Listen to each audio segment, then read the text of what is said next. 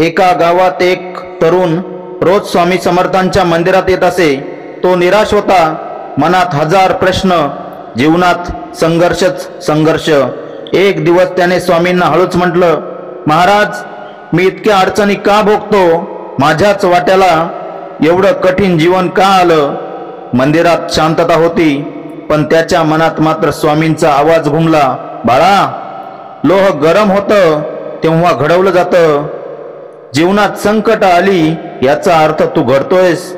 ज्याला मोठं बनायचं असेल त्याची परीक्षा कठीणच असते। तो तरुण पुन्हा विचारतो, पण महाराज, मी थकलोय, कोसळलोय। स्वामींचा संदेश पुन्हा स्पष्ट आला, जे तुटत नाही तेच पुढे पर्वत बनतं। पडायचं असेल तर थोडं पड, पण उठल्यावर आधीपेक्षा जास्त मजबूत हो। मी तुझ्या सोबत आहे, धीर धर बाळा। त्या दिवशी त्या तरुणाच्या डोळ्यातून अश्रू आले, पण त्याच्या मनात पहिल्यांदाच शक्ती निर्माण झाली, कारण त्याला उमजलं, स्वामी संकट काढत नाहीत, पण त्या संकटांना सामोरं जाण्याची ताकद देतात। श्री स्वामी समर्थ। जय जय स्वामी समर्थ।